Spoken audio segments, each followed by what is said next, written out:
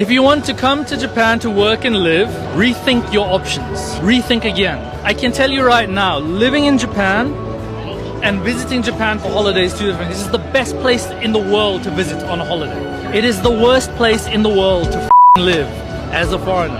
Absolutely, this is not a great place to live and work. As a creative, independent thinking, left of field, insane person. I mean, I'll be honest, he's not wrong. So yes, I recently watched this TikTok video basically saying this is the reality of living in Japan as a foreigner. And if you actually look at the comments, there are a lot of people who support this video who have experiences living in Japan and completely agree that living in Japan as a foreigner is not the best option. It's just not a great time. Now I know a lot of the content I make is of the opposite opinion. I'm a lover of Japan, Japanese culture. I have lived in Japan. Probably have a little bit of a different experience from this guy right here, but I kind of wanted to go through the reasons why I feel like a lot of people don't actually like living in Japan. I feel like I don't have to tell you guys that working in Japan is a whole different kind of work ethic compared to Western culture, just like anywhere else. With the differences in respect that you give to your bosses, as well as just the work ethic that seemingly most Japanese people actually have. If you're coming from a Western perspective of what you feel like work is, you're not gonna like working in Japan. But I can make a completely different video about working in Japan. I kind of wanted to narrow it down to a couple reasons just why people who ultimately move to Japan and want to stay for the long haul end up being very disappointed, want to leave, and just end up not really having great lives. So I narrowed it down to 3 distinct things that will ruin your experience living in Japan. So number 1 is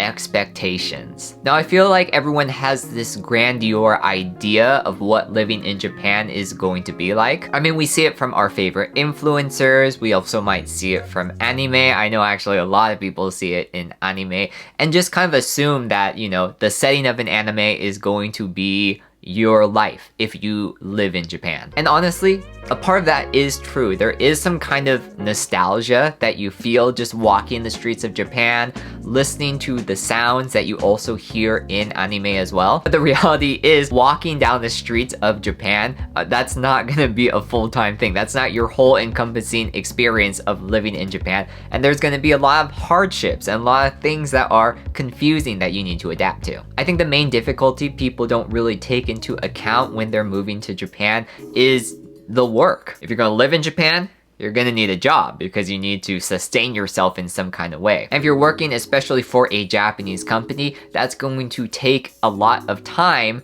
that you could be exploring Japan, appreciating the culture, all those kinds of things. Living an authentic Japanese life in Japan can be accomplished. You just need to make sure to do that outside of work, but also make sure to respect the work that you are doing in Japan because it is a whole different kind of work. In essence, the reward for working hard at your job in Japan is being able to live in a Japanese environment, in an environment that could be considered anime. The second one is assimilation. Now this was a hard thing for me as well when I first moved to Japan. The idea of assimilating into a new culture pretty much because it's so different from Western culture. And yeah, if you're in a position where you are a foreigner, you're going to be coming in with Western ideals or ideals from your own country. It just happens because your upbringing is so different. And I do think people kind of forget that Japan has a homogenous society in the first place. So the ideals are going to be different, the ways people think are going to be different, everything is just going to be a little different, right? And while some people may find that refreshing, I feel like there are also a lot of people that can't adapt as well. You can't really go in thinking that your mindset is the right mindset and try to change the culture around you. They are hoping that foreigners do assimilate into the Japanese culture, making sure you speak, read, and write Japanese as well as abide by customs and regulations. And that can be a very hard pill to swallow for a lot of people. And finally, and honestly, I think this is like the most important one,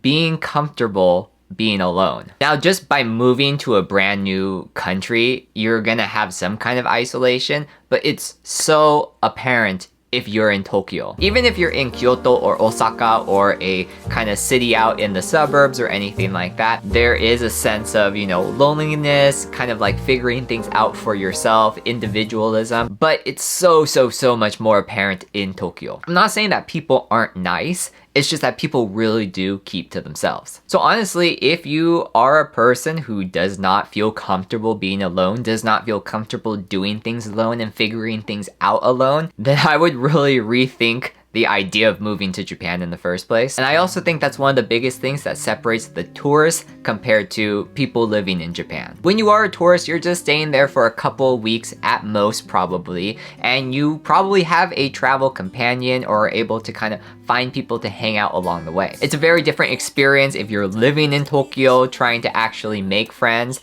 because to be honest, what I found was that a lot of Japanese people, they make their main set of friends in high school. Maybe college as well, but mostly high school, because high school, those are your golden years when you're growing up in Japan. And I'm like, how many people from high school do I still talk to? But yeah, I don't want people to think that living in Japan, working in Japan is just this like super horrible thing, but I do think a lot of people go into it a little bit unprepared, not really knowing what to think, and not being able to separate, you know, what your expectations are compared to what the reality is. I of course still love Japan, but you know, also considering working in Japan in the future too, I'm really careful about the kind of opportunities that I want to take, just because I don't want to fall into the trap of getting into some kind of industry where I end up hating the lifestyle, hating the job, and end up, you know, hating Japan as a whole because of that. And I already know that my work mindset is very Western related, so I need to either change that or make sure that I'm in an American business when I'm working in Japan, figuring out how to incorporate what I want to do as a career into something that is able to translate to a job in Japan. And so yeah, follow my journey by liking this video, following me on all my social medias, and hopefully we will get there. And I'll see you in the next one. Peace.